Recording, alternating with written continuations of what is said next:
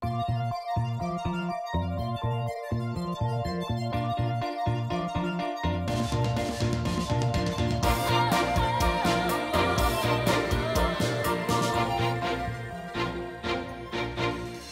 I please introduce myself to the students? My name is Mrs. Barbarella Bungkalan Jackson, PhD. Is there any expectations or goals that you want to achieve after this retreat?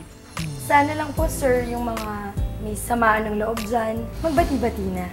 Hoy, Lucas, aso ka ba? May nakikita bang buntot ko? Eh, buntot ka kasi ng buntot kay Lucas. Iisa lang kasi ang meaning niyan. Ayaw na niya sa'yo. Ano ba nangyari, Lucas, ha? Ba't biglang ka nagkaganito? Biglang ayaw mo na maging kaibigan. Nandiyan naman si Baste. Mas kilala mo siya. Mas kilala ka niya. Buti pa, layuan mo na lang ako. Kalimutan mo naging close tayo. I don't deserve someone like you.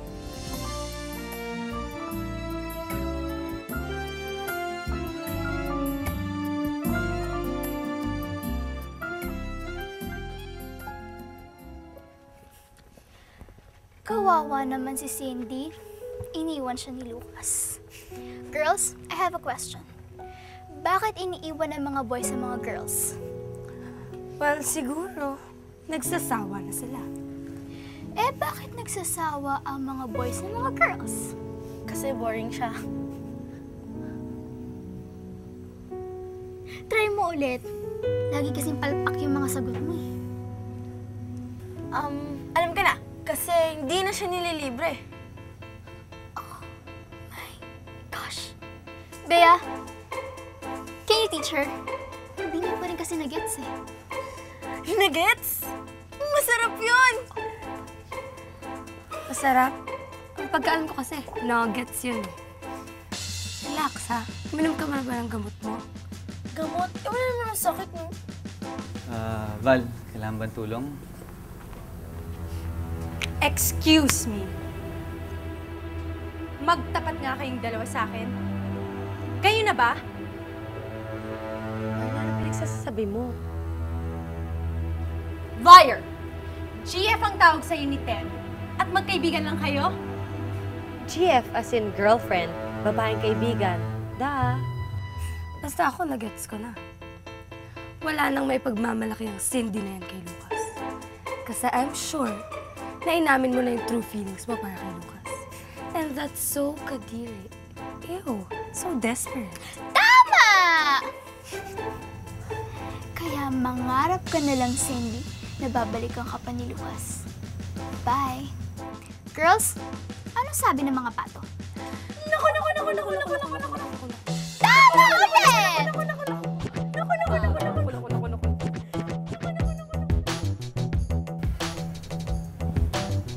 Oo, kami na. Eh, ano ngayon sa'yo? Lang, single naman tayo pareho, ah. At Berna, please. Baka nakakalimutan mo, ah. Matagal na tayong hiwalay. At ikaw pa'y nakipaghiwalay sa akin.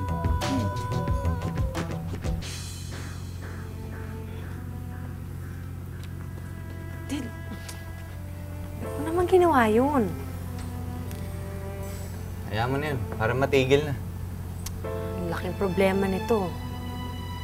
Alam mo namang daldal yung ex-jowa mo.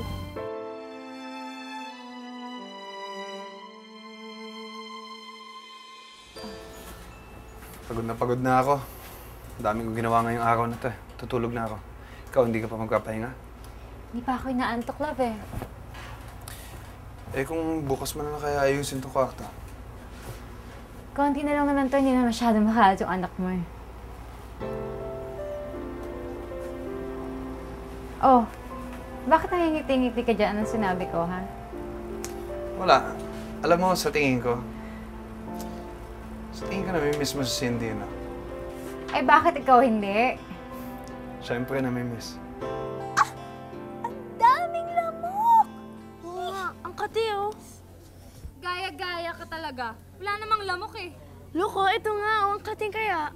Hindi lamok yan. Galis yan. Mag-aaway kayo dito? Hindi na sila magsisindi ng ilaw. Nakakatakot eh, para may susulpot na mumo. Ito naman eh. Buddy, sa tabi mo, Pati ha? Joke lang. Oo eh. Ibang klase ka naman ma-depress, nananakot eh. Ewan ko ba? Palagi na lang akong galit dyan sa batang yan. Siguro pag naaalala kong anak mo siya sa iba. Pero kapag naman may nangyayari sa kanyang masama, napaparaning naman ako. Kita mo, sa wakas, umamin ka din ha. Mahal mo nga si Cindy. Ay nako, kamusta na kaya yung batang yun? Sana naman nakakain siya doon na maayos. O kaya nakakatulog. Baka naman sobrang lamok doon sa lugar na yun, Roberto, ha? Survivor yung anak natin. Kaya, huwag ka na masyado mag-alala sa anak natin, okay? Tulog na tayo. Yaw. Class, medyo umiingay na kayo. Quiet, please. Gusto nyo may lumipad na eraser dyan? Oh, grabe ka naman, Miss D. Napakaingay eh. Nagtitipid ba sa kuryente dito? Bakit patay ang mga ilaw? Nay, sinabi kasi ni Miss Barbs, mas maganda raw to para intimate yung feeling, tsaka para walang distraction yung mga bata. Intimate, hindi nga tayo nagkikita-kita, gano'n. Nakakatakot, no? Dahil magkikita-kita tayo, kaya nga tayo pinag-white eh. Diba? Mismo.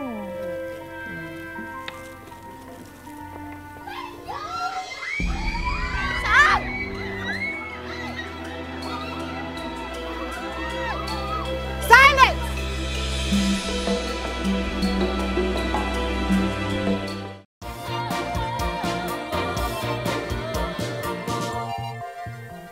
It's me. It's just me. Miss Barbs naman, kasi naman dyan sa outfit mo tsaka sa hood, kulang na lang mansanas. At saka ang dramatic entrance mo na naman. Pasensya na, relax. Malamig kasi sa labas. Ayokong mahamugan. Now, let's begin. Children, gather around here, please. Come on, faster. Mahaba pa ang gabi. And of course, you also, teachers, gather around here. Okay. Sit down. Settle down. That's good. Yes. Good. Now, let's begin. As I have noticed, marami kayong baon ngayon dito sa retreat. At hindi pagkain ang ibig kong sabihin. Marami kayong baong mga pains, grudges, bad attitudes na nagpapaitim ng inyong mga puso. But don't you worry, St. Clair. I am here to help you. But you have to help me help you. Kung kinakailangan, lilinisin natin ang inyong mga puso, kukuskusin, iiskrabin, ibibleach, para ang inyong mga puso ay maging... Yes! Ano po yung heart maging triangle?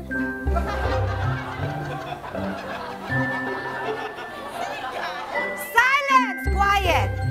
Nagpapatawa ba siya? Sumasagot lang siya. In fact, hindi nakakatawa ang kanyang pagkakamali. Walang perfect sa atin dito. Lahat tayo ay may flaws. At dahil dyan sa mga pagkakamali nyo yan, nakikita ang kaitiman ng inyong mga puso. Now, I want you to take this time to reflect. Sino ba ako? Ano ba ako? Ano ba ang gusto ko? Ano ba ang gusto kong baguhin sa aking sarili? Naiinis ba ako sa katabi ko? Nangongopya ba ako? Nakikipag-away ba ako? Chinichismis ko ba ang ibang tao? Now, I want you to concentrate. Please, close your eyes. At pag-isipan ninyo kung sino kayo talaga. Kung bakit ang OOA ninyong mag-react sa mga bagay-bagay. Concentrate. Listen to the wind and listen to the music.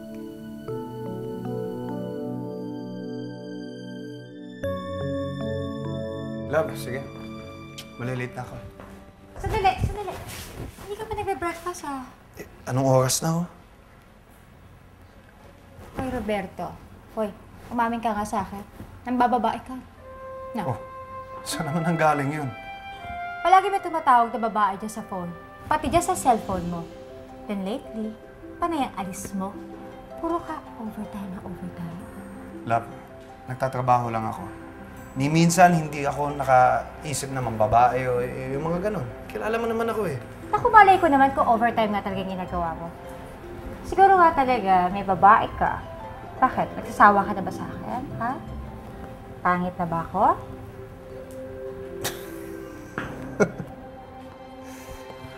Napapraning na nga, tinatawanan mo pa! Buti naman alam mong napapraning ka. Ikaw talaga, dalawa lang ang babae sa buhay ko. Ikaw at si Cindy. Okay? Malaki ang respeto ko sa kababaihan dahil ang anak ko babae. At gusto ko paglaki niya, malaki ang respeto niya sa lalaki.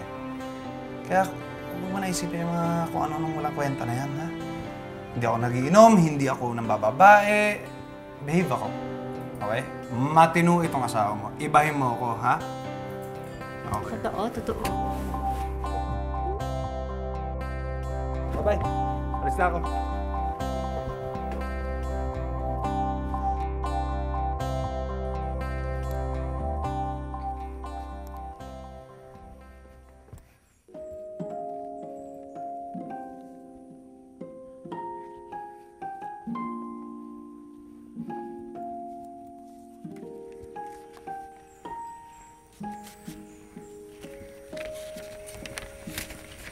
Ganda dito, no?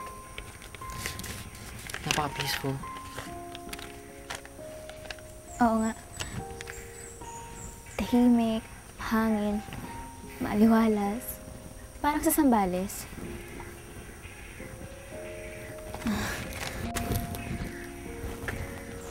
Sorry kung makulit ako, ah. Gusto ko kasi maayos yung friendship natin, eh. Sige, di ba pinag-usapan na natin to? Di ba natin pwedeng ayusin to? Tsaka, gano'n naman talaga yung mga magkakaibigan eh. Minsan, tinetest. Kaya pakatas lang yung nangyari sa friendship natin. Pag bumitaw ka, mahina ka. Di ba gano'n yun? Hindi pa bayahon muna ako. Di naman kasi gano'n kadali yun eh. Magkaibigan tayo. Hindi mo naiintindihan eh. Ayaw na kita maging kaibigan. Dahil di makakabuti sa'yo. Kaya pwede pa layuan mo na ako. Please. Lucas.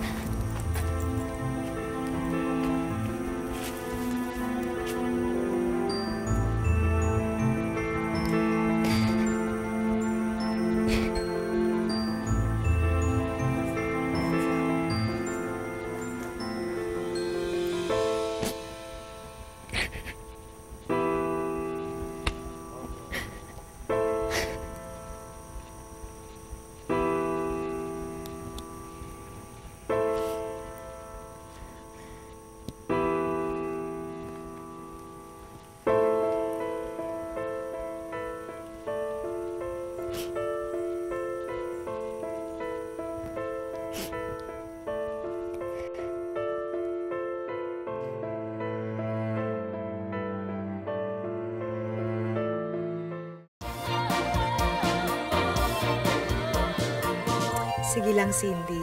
Umiyak ka pa. Sige na. Gusto mo suminga ka pa, okay lang. Ibuhos mo lahat ang nararamdaman mo. Embrace your true feelings. Embrace nature. Let it all out.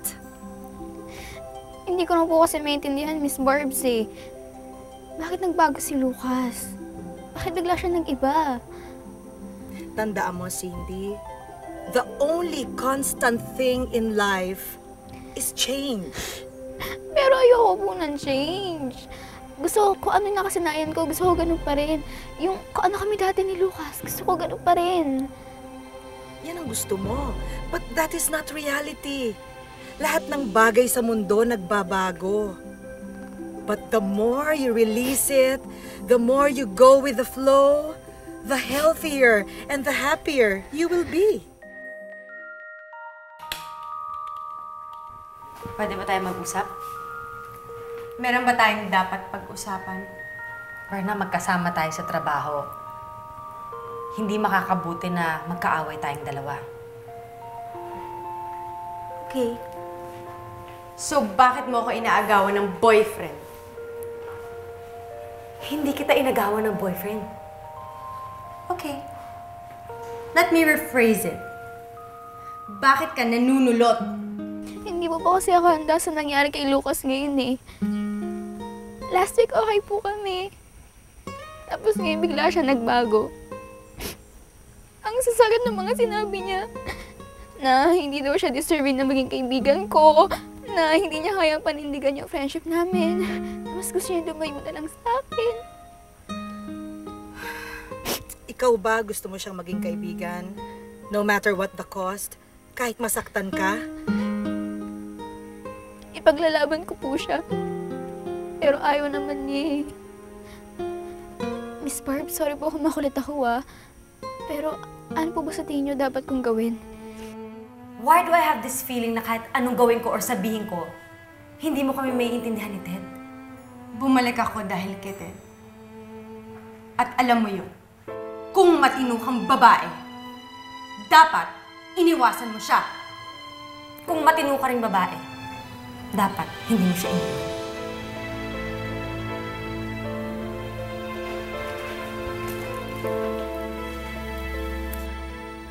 Nakikita mo ba yung kahoy na yan? Hawakan mo. Anong nararamdaman mo sa kahoy? Magaspang po siya po matigas. Matigas. Iuntog mo nga ang ulo mo dyan. Iuntog mo. Sigurado kayo? Oo, iuntog mo. Untog mo. Iuntog. Joke lang. Ito naman masyadong masunurin. Bakit ka naman gullible? Gusto ko lang pag inuntog mo dyan, ulo mo, matatauhan ka. Kailangan mong matauhan. Marunong din po pala kayo mag-joke. Oo naman! Anyway, isipin mo na lang, kung ayaw niyang makipag-usap sa'yo ngayon, give him time. Give him space. Maybe he wants to think. Kamusta na kaya si Cindy? Huwag mo masyadong isipin yun. Okay lang yun. Hindi ako sanay. Namimiss ko siya. Kasi ngayon lang naman siya umalis ng ganito. Eh, di ba bukas? Nandito na yun. Kamusta nga pala yung babaeng tumatawag? Kinukulit ka pa rin ba? Yun. Wala na. Buti naman. I'm sure wrong number lang yun.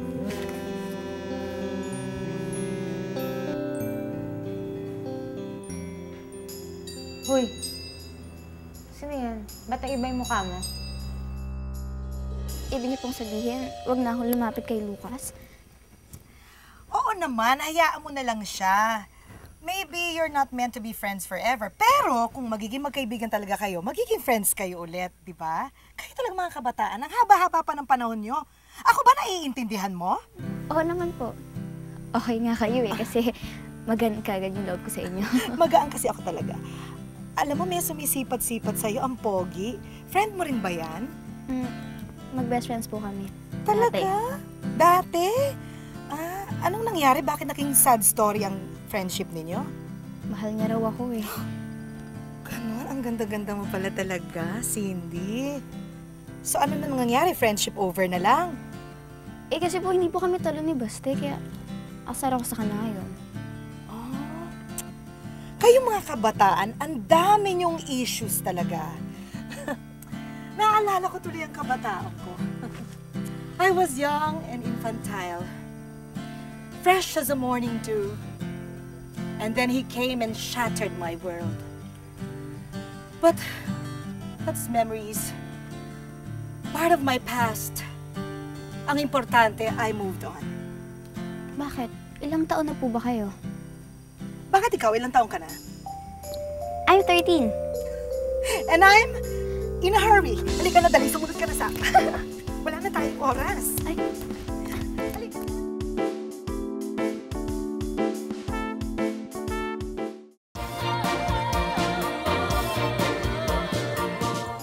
Pabasa nga! Sandali. Akin na. Wala to. Text lang ng boss ko. May inuutos sa akin. Akin na. Hirap sa'yo. Napaparanoid ka na naman eh. Eh, paano kasi parang may sikreto ka sa akin? Eh, paano kung meron akong surprise para sa'yo? Eh, di nakita mo na. O bakit mo dinilit? Tuwing nakakatanggap ako ng bagong message, dinidelete ko, napupuno yung inbox ko eh. Sige na. Aalis ka, hindi ko patapos ah. May kailangan akong gawin sa labas. Dahil nga ito, inuutos ang boss ko. Pahinga ka na. So what, Cindy? Are you okay? Apa. Are you all right? Apa. Okay, all right. Oh, what a beautiful sight. What's his name? Si Daniel po. Junior. Daniel. Junior. Apo. Usually Junior. Cute siya. But there's something about him. Something about him? Mm-hmm. Pink! Ay, medyas po. In the pink of health siya. Wala siyang sinat. Wala naman po talagang sinat yun eh. Wala na po may sakit sa amin eh. Oh, Cindy, Cindy, Cindy. You're too young to understand. Come on. Oh, Human Anatomy 101. Your future favorite subject.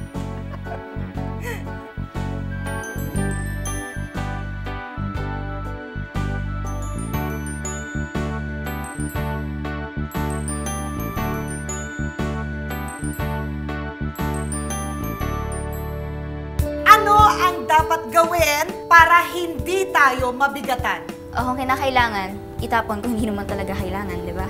Kaya mula ngayon, hindi na ako mamimilit na i-friend kita. Wish ko sana maging okay ka na rin. At hayaan ang fate ang umayos ng lahat. Ba't po ba kayo nandito? Sabihin na lang natin na may isang cute na anghel. Sabi niya, baka kailangan mo daw ng kapatid.